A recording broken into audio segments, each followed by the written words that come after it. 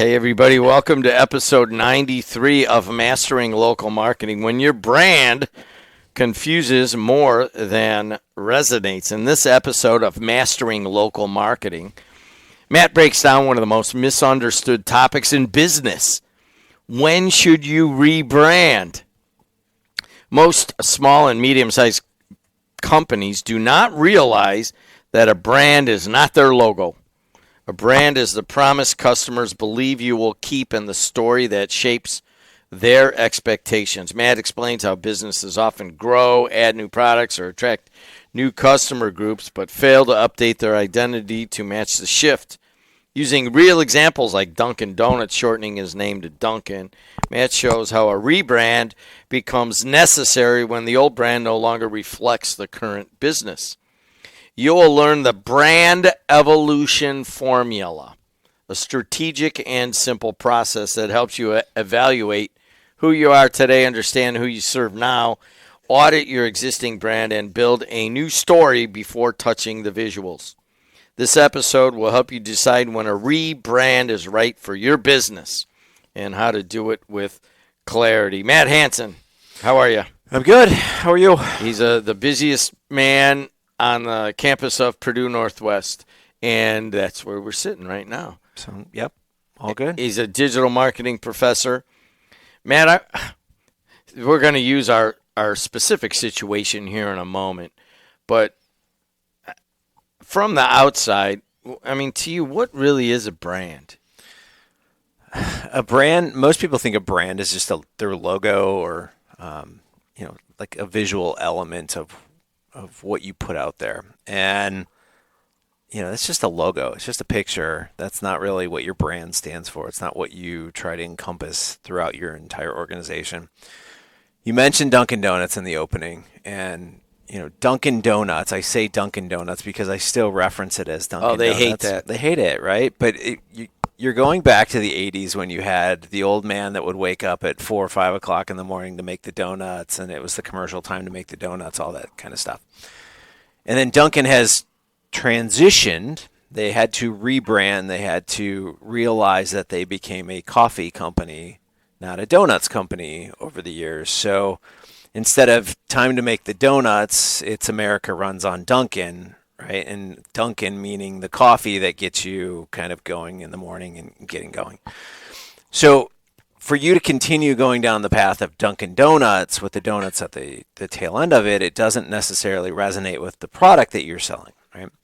So they did a complete rebrand. They've kind of kept the old school look with the colors and kind of bubbly letters and things like that, but they embraced the change that happened, right? So their brand was evolving and they weren't. And a lot of times what we see, and that's what we're going to talk about today, is a lot of times owners will not evolve their brand when others around them are doing it or their customers are doing it for them. Let's go back to Dunkin', which is, 4 doors down from where we're sitting right now. I run on Dunkin' half the morning shows when I get here at 5 o'clock in the morning. And you walk in, which I very rarely do, but I like to walk in. I'm a Matt Hansen follower, and I hope that you guys are too, because he really is a digital and local marketing guru. But I'm getting to the point where you always say I go in and I kind of see the story. You go to a movie and you could find the story elements, and you go into a store and you're looking for all different aspects of it, and you're not always there just to buy something. But I go in there and I buy my coffee and look around at. I was going into that same thing in the 1980s, right. That same store. How it has changed, how the de-emphasis, they don't make the donuts on site. It's very colorful. They are so efficient in getting my large hot black, and I don't even order it. I don't say large black coffee. I say large hot black, and they go, one guy goes LHB, and they know me now and stuff. And I think it's a great organization. Mm-hmm. I just love the way how efficient they are, how colorful it is, how reasonably happy they are at 5:15 in the morning. Right. And to me, it is probably one of the top 5 successful rebrands ever. Do you agree? Yeah, they've done a really good job. And when they're looking at the fact, originally you were talking donuts, and they own that space. I think we've gotten away from donuts. I can't tell you the last time I saw a bundle of donuts sitting in an office or, whatever, right? But they're competing, instead of competing against a food brand, another donut brand at this point, they're competing in the coffee space. In the coffee space, we know who those top players are, right? So you've got Dunkin', and you've got Starbucks, and so forth. McDonald's is part in the morning is a coffee. Yeah. Coffee. If you go in there, and you did this to me, and you're probably doing it to other listeners and watchers. I'm like watching, what is the customer behavior? Mm-hmm. What is the brand telling them? What's the story? Sitting there, I'll go into the McDonald's over here when I have some time to just, I'm not doing the show, and it'll be coffee after coffee after coffee. Right. Many of them don't get a breakfast sandwich. Yeah. So they're in the coffee business at least in the morning. Yeah. So, you typically, like any industry, you get kind of three big players, and they're all competing. And it's funny, we talk about Dunkin', we talk about McDonald's, but we also talk about Starbucks. Everybody knows Starbucks is the coffee company, right? And having some insights into kind of the guy that started Starbucks and the ideas that have come up through Starbucks. I mean, there are little things that they have tried to do that were completely against their brand. And, I'm not going to say what they were because I think it was under strict confidence that I wouldn't share that. But, they have toyed with the idea of doing things drastically different that didn't coincide with their brand. And they were kind of talked out of it from everybody in the company. They're like, this is not who we are, right? We are a coffee brand. Let's not diversify. So think of it, I'm not saying this is what they did, but almost think of it as if Starbucks said, we're going to start donuts now. You know how Dunkin' went the opposite way. That's kind of how Starbucks has thought about things in the past. Their food is awful, by the way. I don't eat food there. I drink coffee. So it is. It's they don't even care about it. It seems like you go into a Starbucks and you get something that's supposed to be warm. The Lafayette Starbucks at exit 126. One of the busiest ones in the state of Indiana, and I'm like, man, what? They hand you food and it's cold, and I'm like, but they make the most awesome coffee drinks, and my wife is like, they make the best drink here of any Starbucks, but they still concentrate just on coffee, and luckily they didn't leave that, right? Yeah. I mean, again, that's what they're known for. That's their brand. So if you start to pull away from that, and we can again, when we're literally talking about what your brand is, and you have Starbucks versus Dunkin'. Dunkin' is America runs on Dunkin'. It's quick, get it, go, right? What is Starbucks? The polar opposite. Come on in, sit down, relax, read something, work on something, enjoy the ambiance of Starbucks, right? Get a sweet one with 400 calories. Right, but just sit there and watch people come in and, do your work and whatever else. So, again, two very similar companies, two drastically different brands, promoting different things, but they're in the same space competing for the same dollars. All right, let's talk about another brand. I don't wear anything at all like cologne or aftershave, but I do like one smell. Mm-hmm. And when somebody's wearing it, I can always tell, and I like it. Old Spice. Okay. It's got a nice smell to it, but I grew up smelling it kind of like on old men, and all of a sudden they all died, with the smell of Old Spice permeating their coffins. And now all of a sudden it's like an old guy brand, but they had to bring it into a new generation, and it has worked. I want every piece of that last clip. We got to clip that and make sure that gets out there, that you love smelling old men that smell like Old Spice. So. I like smell. I'm just kidding. I mean, it's a good smell. You know what I mean? Yeah. But no, and that's Old Spice is another brand that has completely rebrand. They realized that people like the smell. It wasn't the product that needed the rebrand or restructuring. It was literally the fact that everyone thought of it as an old person smell, right? People liked it, but that's what my grandfather wears, right? So they just decided, let's change it up. So they went a little bit more modern, a little bit more young. A lot of humor. Right? That's the beauty of it. And humor works with this market at this point. So, when you look around, just different things that resonate with a younger consumer, lots of humor, lots of kind of modern, new ideas. I mean, they're pulling in the NFL now into their brands. Irreverence is what they do. Yeah.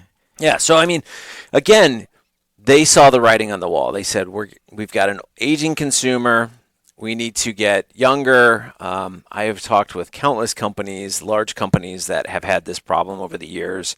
And you'll see it. Like even, we were talking with J.C. Penney years ago when they did that whole restructure and they were going, they rebranded to a more fresh and airy appeal and, more modern look. And the funny part was their customers hated it and they went back to the old. They didn't understand what the customers were saying. So they had their existing customers, and the existing customers they loved the discounts, and they're trying to get away from the discounts. So it's kind of like you've got to find the perfect mix of what your customers enjoy, but what they're willing to embrace in the new brand, and kind of find that perfect mix. But there's countless really good rebranding, and then there's countless really bad rebranding. The wellness culture, I always kind of discounted it. I didn't like it discussed in that situation. I just thought it was, I don't know, it just didn't mean anything. But now I'm all in, man. I work out, I try to eat better, and, I'm into going to the doctor like regularly. I actually basically have a wellness counselor. He's an internist, and that's what we talk about. He's like, well, what about this? What about that about your life? And not just, hey, I got a rash or I broke my ankle. It's not just that. It's like, get ready to get old, basically. Mm-hmm. And I'm in.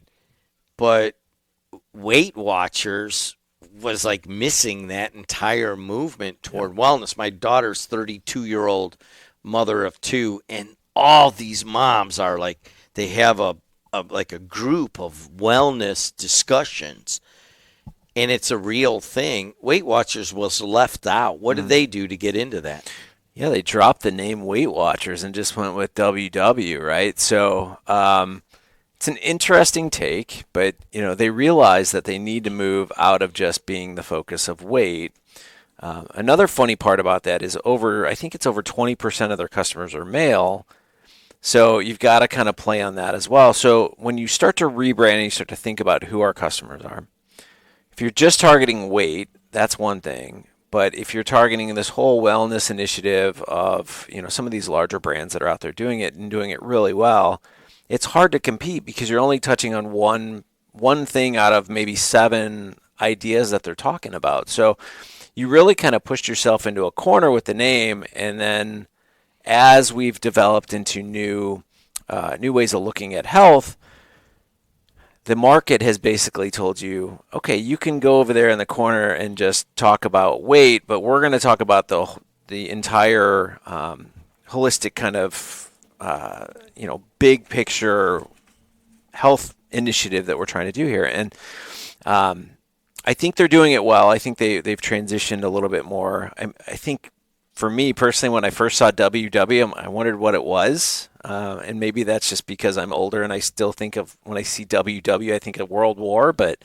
again, those are things that you have to think about when you're doing a rebrand. What is going to trigger in somebody's mind? So let's look at the formula. Mm-hmm.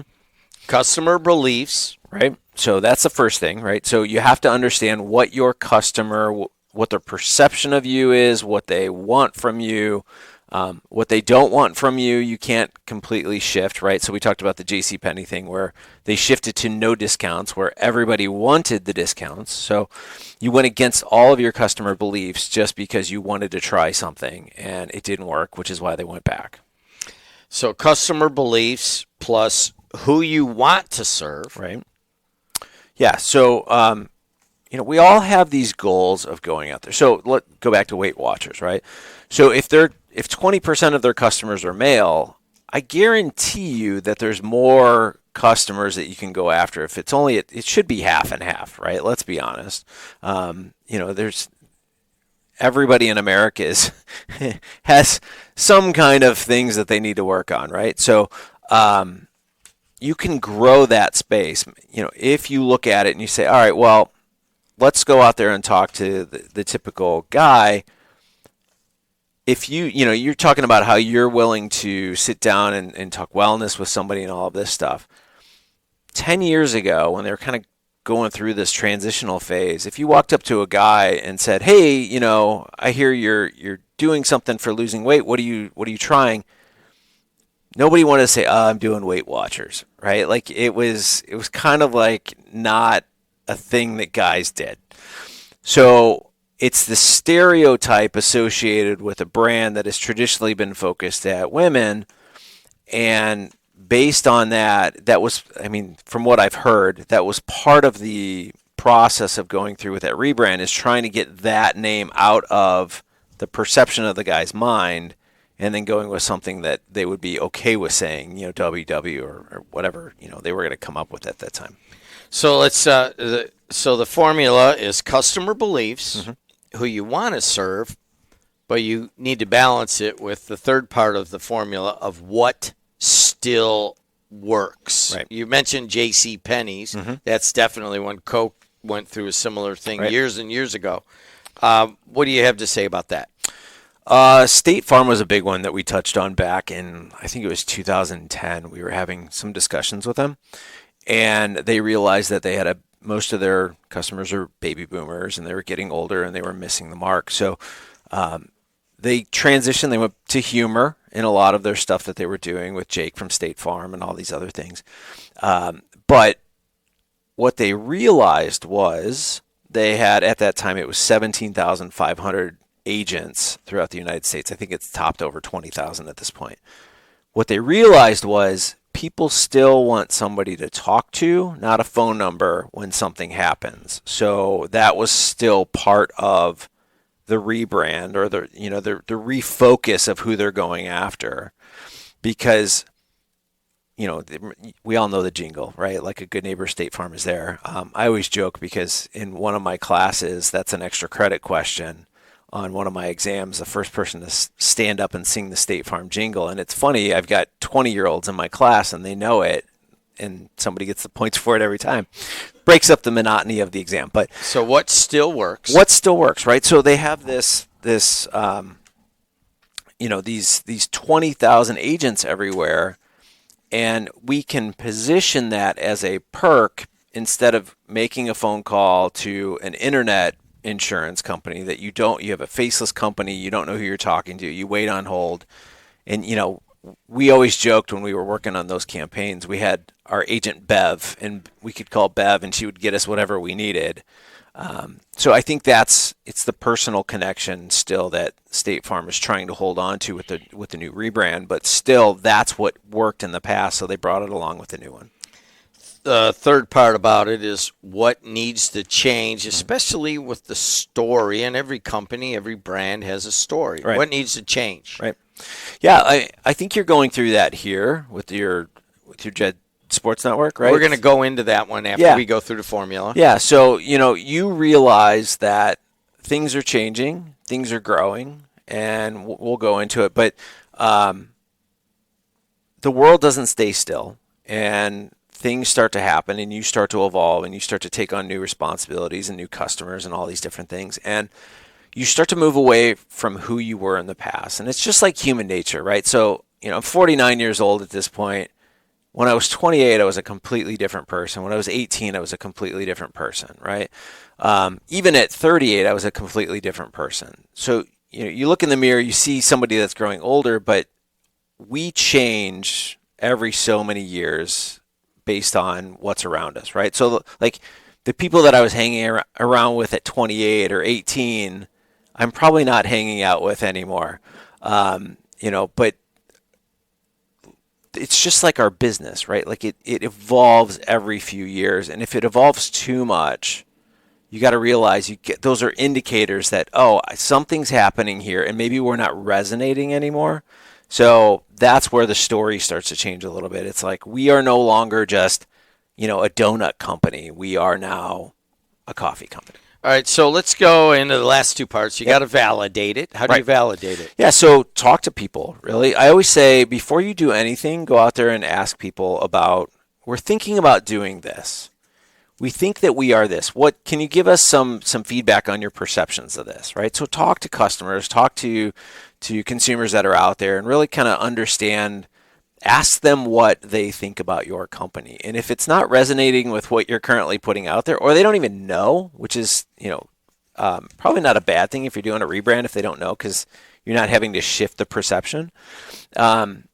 Just go out there and talk to them, validate it. And then eventually you got to roll it out. Right. And that's the fun part, right? Make sure that you get everything prepped. Make sure that, if you're changing your name, you're changing your social handles, you're changing your website domain, you're changing your logos, you're changing any kind of consumer touch point that you have.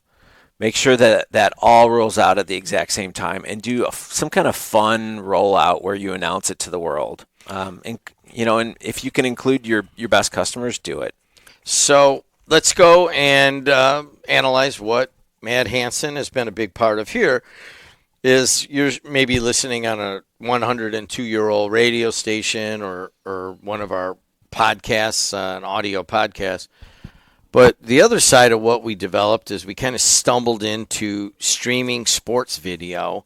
It was just an extension of our radio video, and then next thing you know, it just kept growing and growing, and now it's a much bigger business than our radio stations, and it was called JED TV Sports Network.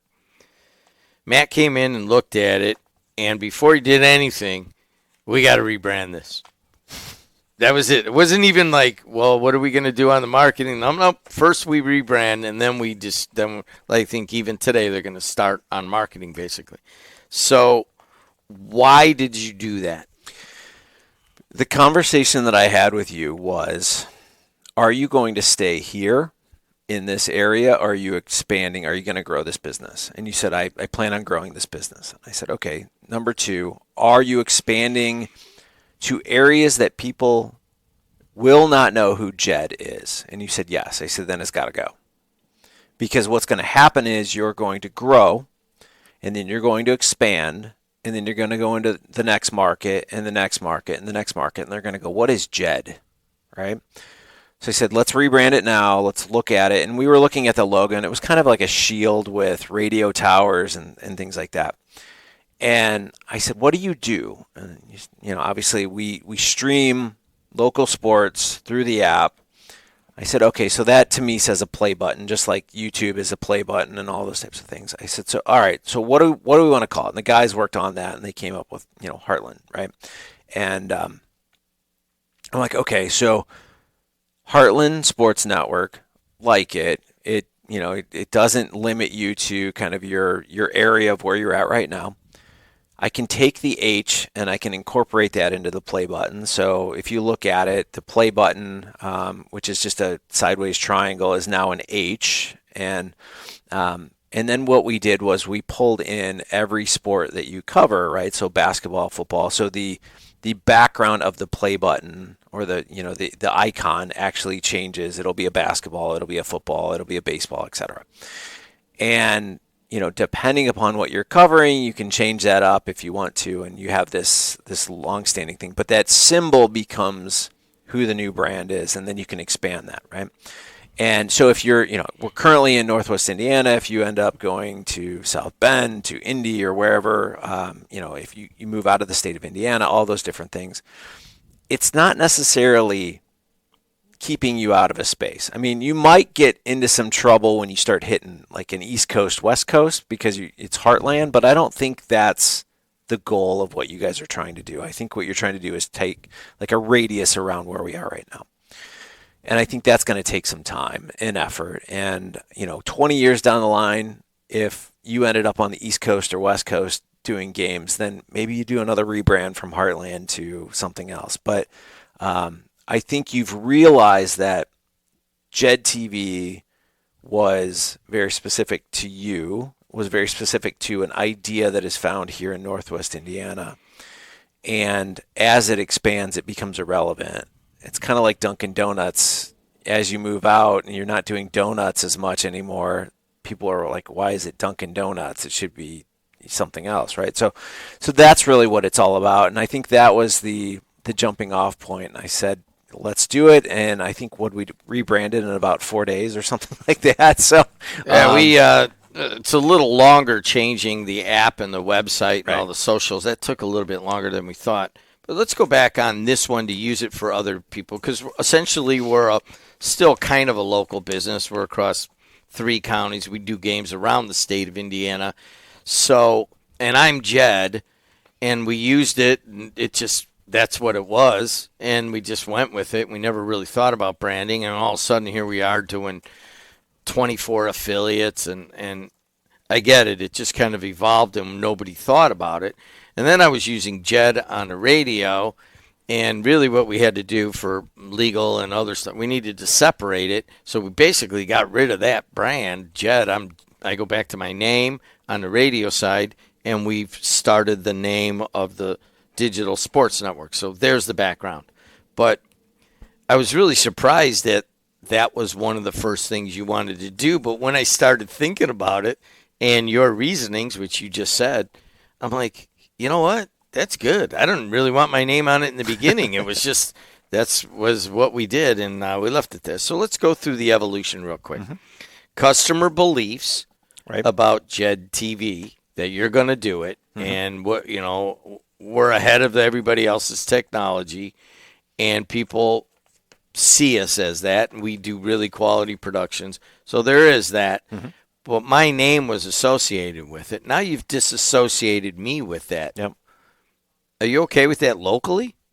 Yes, because it's showing growth to everyone, right? So from a customer belief standpoint, as you start to have more conversations, as you start to share the results of what are going on, people are starting to realize, like, oh, this is actually a separate company that is growing quickly. You've had conversations all the way down to Indianapolis with individuals that are saying, like, keep going, grow this as a separate company. It's there, right? Like, there is definitely something there, and it's, as it continues to grow, I think your advertisers buy into it, your listeners buy into it. You look at the downloads, you look at the social implications of it, people are buying into it. So we changed the name, we posted it out there. We looked at the sentiment coming back, and it was 100% positive. Isn't that crazy? I thought some were going to be mad. Yeah. No, and it really has been a very nice transition so far. It's only like a week old. Yeah. So now let's look at it in terms of the brand evolution formula. All right. So you look at it, what people expect out of it and so forth. And then you just mentioned it. Who do we want to serve? We want to go into Michigan. We want to go into Illinois. We want to go downstate Indiana. So we've covered that. Right. But what did we bring along with what still works? Yeah, I mean, you still have the app that everyone goes to, right? So the branding is slowly getting changed over in some of those things. And again, that takes some time when you're dealing with technology, and even on the meta side takes a little bit of time with Facebook and they're giving us a month to change the name of the Facebook page. Yeah. So it takes a little bit of time, but what still works? You guys are still producing high quality content. You still have the app, which is already, it's just a branding thing that is a transition over. The website is still there. It's just the branding just switched over. So your technology and your functionality of the company has remained the same. It's just the name that has changed, because as you continue to grow and you move out of this area, it makes more sense to have that name change. So you've brought everything that was working with you, right? Like, nothing's really changed in how the business runs, but the branding needed to change just because of future endeavors that you plan on doing. Okay, so that would be the thing. What needs to change? The story is that it's high tech and it's expanding. Mm-hmm. And then the validation, we talked to a lot of our best customers and we asked a lot of people. And then we rolled it out. Let's concentrate on that part. It's only a week into it. How has the rollout gone? Yeah, I think it's fine so far. I think, again, I'm more, you know me, I like to do it all at once, and there's some pieces that are taking a little bit longer to do, and that's fine. I get it. There's technology and all this other stuff. I personally love the new rollout. I love the interaction. I love the fact that people are embracing it. It doesn't seem like there's a whole lot of questions. They're just like, oh, okay, got it. You're new, new name, got it. Let's keep going. I think it was great that we hit it during football playoff season. Yeah, we're doing a statewide, semi-state football, 2 of them right on Friday night, and I've had a number of people go, I thought Jed TV was doing this. Who's Heartland? Yeah. Yep. Now you get it. You get it, yeah. But you did it right as all the eyeballs were coming in. By accident. Yeah.